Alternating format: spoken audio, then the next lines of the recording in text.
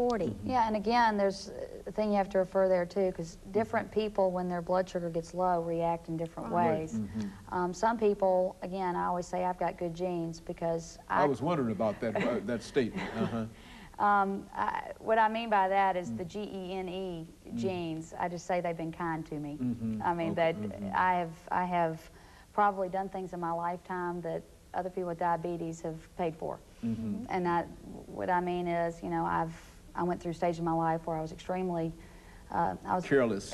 Yeah. When I think about times when I was in college and I probably drank more than I should have, and you know, I wasn't keeping as close a watch, and you know, and I've had mono and I've had strep throat, and I just go to bed. But a lot of people end up in the hospital because their diabetes, they just don't react as easily as my body has responded. But as far as the low blood sugar, what that means, if in the audience, is that you've taken too much insulin for the amount of exercise that you're about to do, because what exercise does is brings your blood sugar back into whack, okay? So if you take too much insulin and you do exercise, that may result in a low blood sugar. The same thing goes if you take too much insulin for the amount of food that you eat. I mean, it's a game. I call it a game, just trying to figure out the right equation. But some people, when they get a low blood sugar, it's again a cutoff of oxygen to the brain, and slows down your thought processes. You get sluggish. Some people will break into tears. Some people will fight you. I've seen people break into hysterics, it's an emotional laughing. kind of thing. It is, and I'll look right at you and say, Dr. Haney, I need some orange juice. Whereas some people cannot even get that out. They just go into a zone. And so, you know, whereas I've never had a problem with getting in the car and going, because I have a warning. My little system just goes, okay, you've got about 20 minutes to deal with this. But other people, yeah, they better check it because they know they're going to break into tears on the highway, and the policeman's not going to understand. You know, so it's and it's unfortunate that we do have folks that do not have that early warning that Dudley's talking about.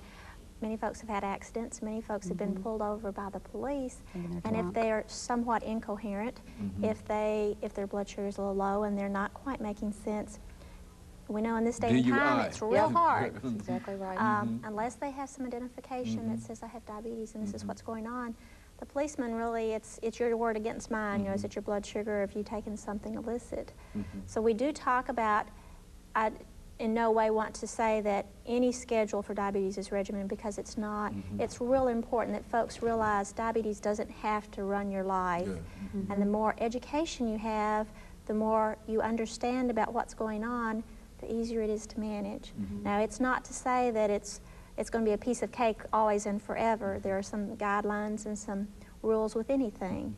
But there again, we do know that it doesn't have to be a death sentence. As 20, 30 years ago, there wasn't a whole lot we knew about it, and there wasn't a whole lot we could do. We know so much more now, and we want the folks with diabetes to have that knowledge. Very good. And I think that over the last 3 minutes that we have, Ms. DBoren, let's talk about the fundraising activity that you have dealing with the Diabetes Association. Let's start off with the Walktoberfest. Okay. Well, can I pull out this poster? I think they've already got a picture. Oh, they have? Okay. Well, Walktoberfest is actually going to be a nationwide event this fall. I believe this is the 5th year. I may be incorrect on that we've done this. But it is going to be here in Nashville, as well as in Murfreesboro, if you're looking at the Middle Tennessee area. And it's going to be September 29th and September the 30th. It's typically in the Nashville area, you'll see 600 to 1,000 walkers. And I believe, and I have to cheat when I look at this, Nashville, that is a Sunday morning. Typically, we try to make it start after the church hour so folks can go ahead and go to church, bring your family out, get a team together from work. We're lucky enough to have Fox 17 be a sponsor this year, as well as the Baptist Diabetes Treatment Center. So I think we're going to have a lot of fun with it. It, again, is a good opportunity. Some companies will use it as an educational process as well. Hey, this is what's involved. This is how many people in your company may have diabetes. Let's get out there and walk for it. And I'm trying to think if you can add anything. Yeah, One small little correction. It is September 30th and October 1st, Walktoberfest. So we are looking at the 1st of October. Sorry. Same weekend, same time span. But we do encourage folks. It's a great resource for the American Diabetes Association The more that we can research about diabetes, the quicker we can come to a cure. This is a fundraiser. We want folks to come out and have a good time. We also want them to knock on doors before they come and raise some money.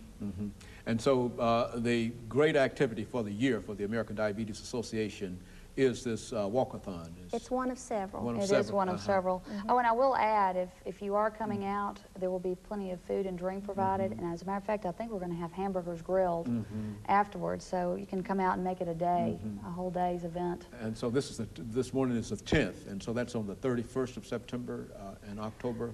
The 30th. The program is Saturday, September 30th in Murfreesboro, and in Nashville it's Sunday, October 1st. October the 1st, and so that's why it's Walktober Fest. And of course, that's one of your fun. And let me thank you and Ms. Smith and Ms. Boren over these last 45 seconds that we have for coming by and giving us that very, very important information about the American Diabetes Association, and especially Ms. Boren telling us what it really means to live with this disease. We certainly appreciate both of you coming by and giving us that information. And let me encourage you to tune in again next week for another informative edition of Comments.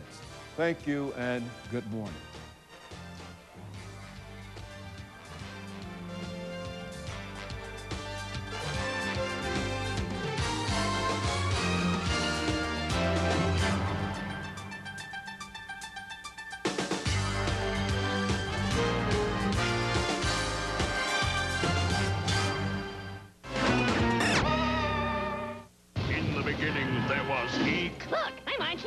And Eek was good.